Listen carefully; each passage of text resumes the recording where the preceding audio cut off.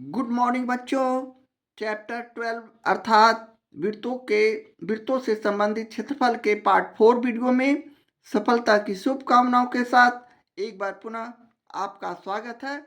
आइए अब हम लोग इस एपिसोड में एक्सरसाइज 12.1 का लेते हैं 8वां प्रश्न, जहां एक बस के पहियों के व्यास 140 सेंटीमीटर है।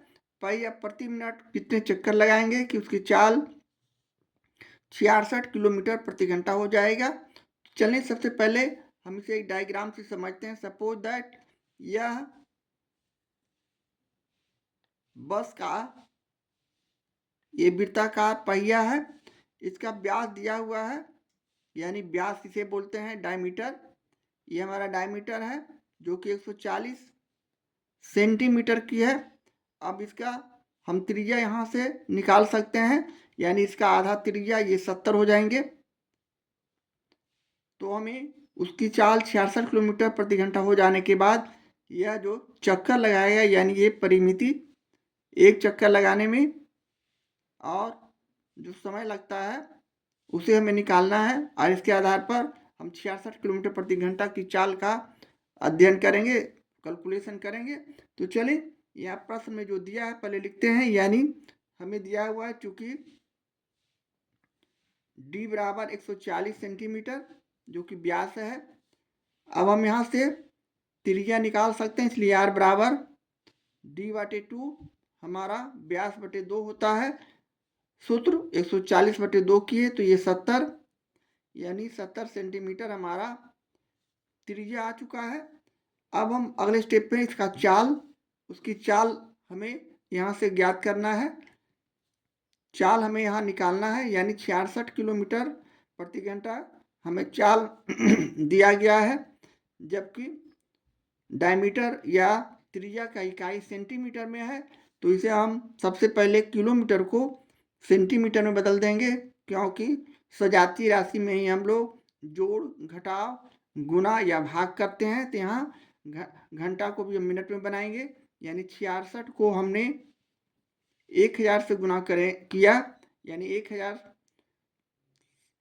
जो गुना करेंगे किलोमीटर में तो ये सेंटीमीटर मीटर में बदल जाएगा, किंतु हमें सेंटीमीटर में बदलना है तो 100 से और गुना करेंगे, यानी 1000 जो मीटर होगा वह 1 घंटा होगा, और उसमें 100 से पुनः गुना करेंगे तो यह सेंटीमीटर में बदल जाएंगे। और यहाँ से घंटा को हमने मिनट में बदला तो ये हो गया 60। अब हम इसे अगले स्टेप में शॉर्ट फॉर्म में इस प्रकार लिख सकते हैं। 0 को 0 से काट दिया, 6 से इसे काट दिया तो 11, यानी 11 में हम यदि इसे गुना करते हैं तो 1 2 3 4 शून्य इस पर बैठ जाएंगे, और इतना जो आएगा यह हमारा जो होगा रिजल्ट सेंटीमीटर प्रति मिनट में होगा, क्योंकि हमने इसे सेंटीमीटर में बदला है, और प्रति मिनट में होगा, इसे मिनट में बदला है। अब चाल हमारा 66 किलोमीटर प्रति घंटा को हमने जब इस तरह सजातीय राशि में ला चुके हैं, तो अब हम चक्रों की संख्या निकाल सकते हैं, या फिर इसे हम पहले परिधि निकालते हैं, इसलिए कि चाल हमें निकल गया है। अब हम परिधि बराबर जानते हैं 2πr। अब यहाँ 2πr का मतलब 2 गुने 22/7 गुने r, यहाँ हमने 70 सेंटीमीटर निकाला है। ये हमारा 70 सेंटीमीटर हो गया, जिसे हम इस तरह काटे तो 10, यानी इसे हम गुना करेंगे 22 44 पर 1 शून्य, यानी 400। यहाँ 40 जो आएगा इसका परिधि हो जाएगा 440। अब हम 440 सेंटीमीटर इसे रखें, और अब हम अगले स्टेप में उसकी चाल निकालना है। 66 किलोमीटर प्रति घंटा हो जाए तो चक्रों की संख्या निकालना है, यानी हम यहाँ से लिख सकते हैं, इसलिए चक्रों की संख्या इक्वल टू हमारा हो जाएगा चाल बटे चाल में से हम परिधि को भाग कर देंगे तो हमारा चक्रों की संख्या निकल जाएगा। यहाँ चाल हमारा है 11,000, 11 पर 2 2 4 शून्य, और नीचे हमारा यहाँ है 440। अब इसे हम काटते हैं, शून्य से शून्य को काट दिए और 44 में हम यहाँ यदि 1100 से भाग करते हैं तो रफ वर्क में हम यहाँ भाग कर सकते हैं।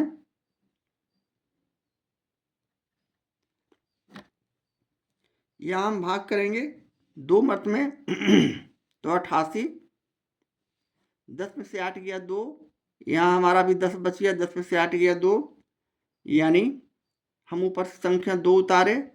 अब इसे भाग करेंगे 4 पचे 20, 5 से, 5 और 20 के शून्य हासिल 2, 5 और 20 2 22, यानी यहाँ जो शेष बचा 0, ऊपर से राशि हम उतारे 0 तो यहाँ 0, यानी हमारा जो रिजल्ट होगा 250 चक्रों की संख्या, और यही हमारे प्रश्न का सॉल्यूशन होगा, आंसर होगा। इस तरह हम प्रश्न 8 का सॉल्यूशन करते हैं। एक्सरसाइज 12.1 का ये रहा 9वां प्रश्न। 4 सेंटीमीटर त्रिज्या तथा 30 डिग्री कोण वाले त्रिज्याखंड का क्षेत्रफल ज्ञात करें।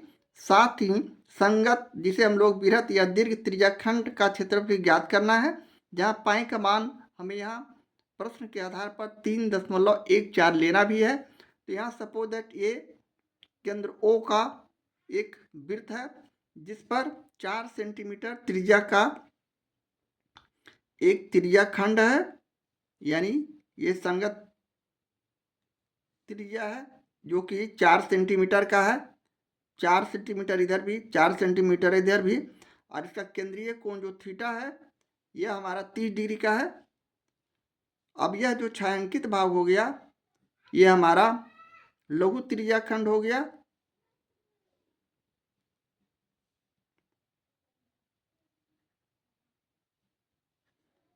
जबकि इस जो छायांकित भाग नहीं है ये हमारा दीर्घ त्रिज्याखंड हो जाएंगे।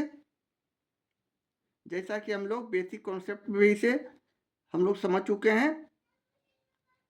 यहाँ पुनः हम आपके याद के लिए, याददाश्त के लिए इसे समझाने का कोशिश कर रहे हैं।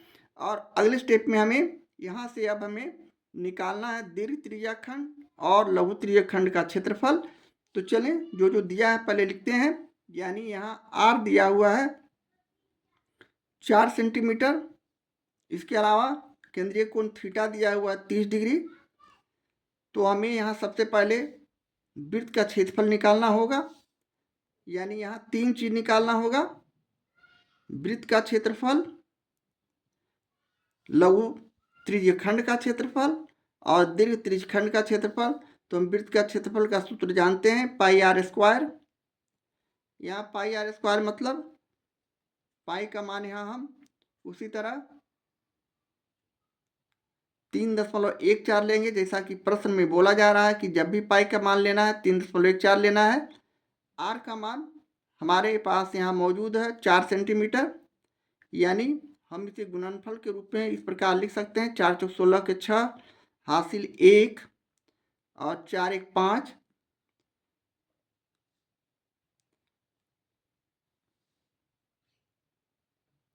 सॉरी, यहाँ आर स्क्वायर है, यानी 2 बार 4 से गुना करना है, यानी हम इसे 8 से गुना करेंगे तो हमारा रिजल्ट इस प्रकार हो जाएगा 8 चौक 32 के 2,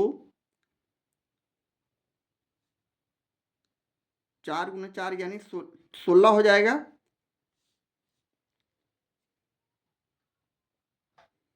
अब 16 में हम यहाँ 3.14 का गुना करेंगे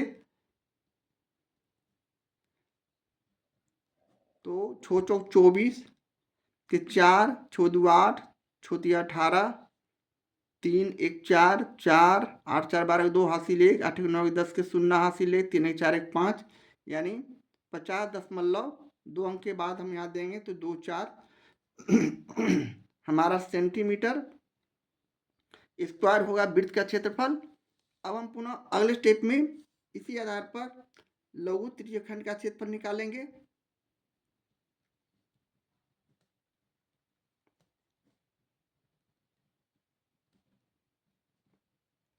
इसका भी हम लोग सूत्र जानते हैं, थीटा बटे 360 डिग्री और गुणे पाई आर स्क्वायर।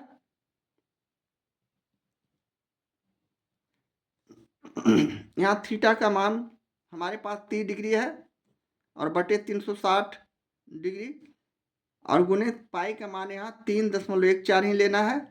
आर का स्क्वायर यानी 4 गुने 4 करेंगे और अगले स्टेप में इसे काट दिए तो 12 या 36 यानी 1/12 और यहाँ दशमलव हटा रहे हैं तो दशमलव के लिए 1 और दशमलव के बाद 2 अंक है तो हमने यहाँ 2 जीरो दिया। अब हम अगले स्टेप में इसे और शॉर्ट फॉर्म में लिखने का कोशिश करेंगे, यानी हम इसे यहाँ 12 को यहाँ से हमने काट दिया 3 4 तिहाई 12।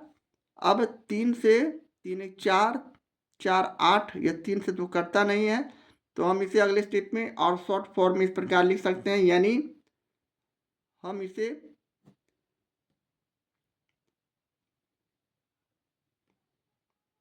300 इसे रहने देते हैं, बाकी हम गुना कर देते हैं 314 और 4 का ज़्यादा ठीक रहेगा। या इसे शॉर्ट फॉर्म में इस प्रकार भी लिख सकते हैं, गुना 2 से काटे तो ये 50, इसे हम काटे 2 से तो 1 2 पचे 10 और 2 सती 14 यानी 157। तो अब हम अगले स्टेप में 157 को 4 से गुना करेंगे।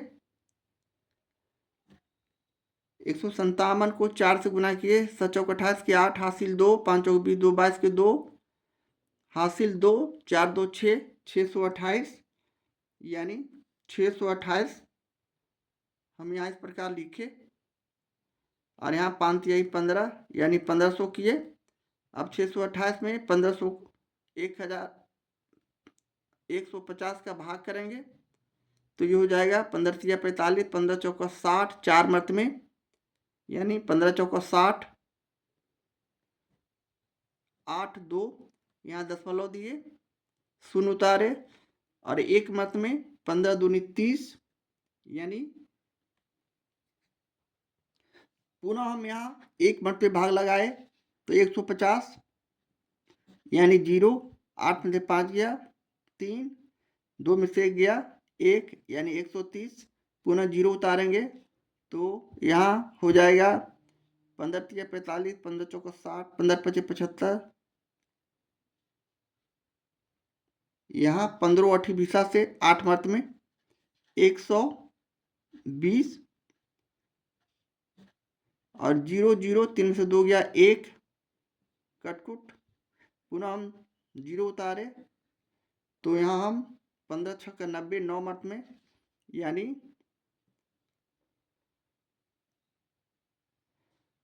यहाँ 9 होगा सॉरी 900 यानी 0 0 10 में से 9 गया 1 अर्थात हमारा लगभग 4.186 सेंटीमीटर जो आएगा स्क्वायर ये हमारा लघु त्रिज्यखंड का क्षेत्रफल हो जाएगा।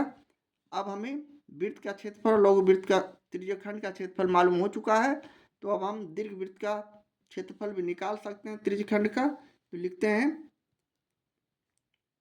क्योंकि दीर्घ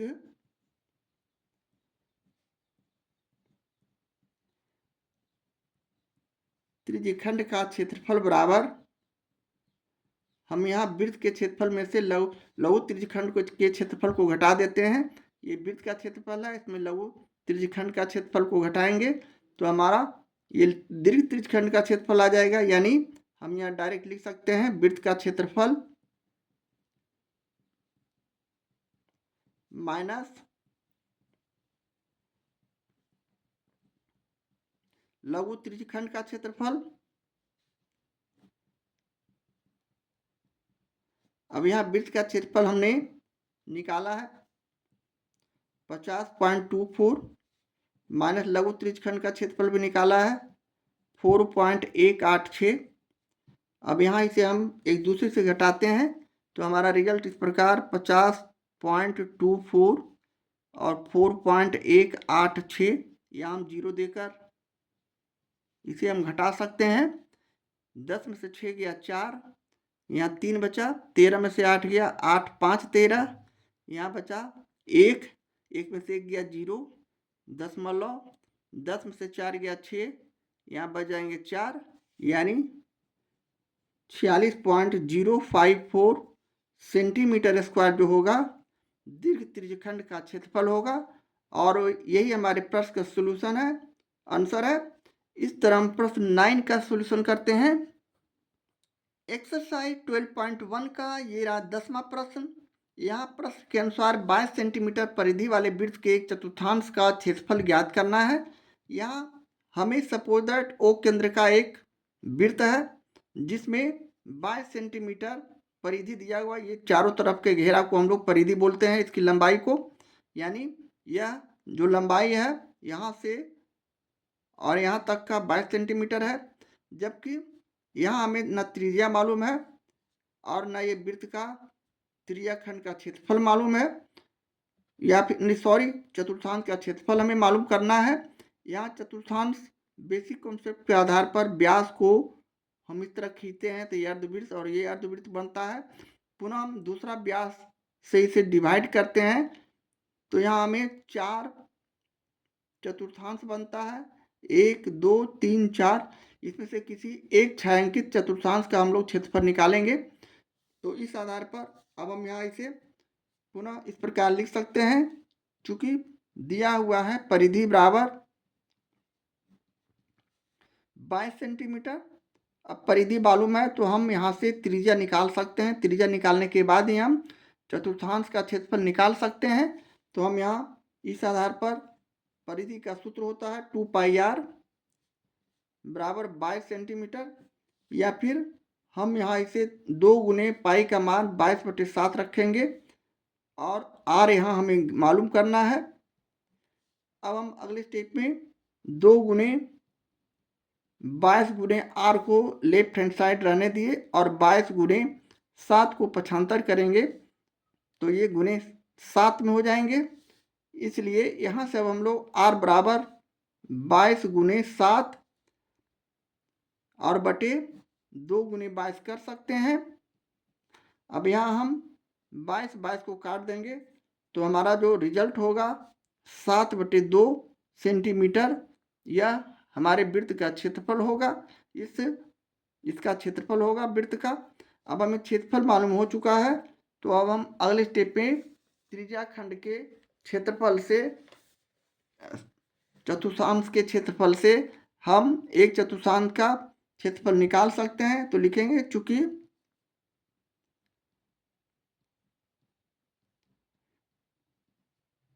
चतुर्थांश का क्षेत्रफल बराबर हमारे पास इसका सूत्र मौजूद है πr²/4, इसलिए कि पूरे वृत्त का क्षेत्रफल πr² होता है।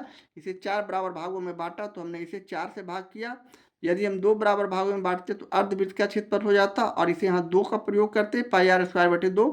तो यहाँ हम पुनः πr² यानी पाई का मान पुनः यहाँ हम रखेंगे 22/7 और गुने r हमारा दिया हुआ है 7/2, 2 बार 7/2, और इसे हम इस प्रकार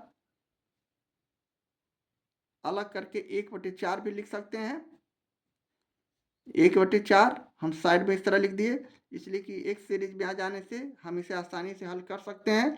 अब हम इस 7 से इस 7 को काट दिए, 2 से इसे काट दिए।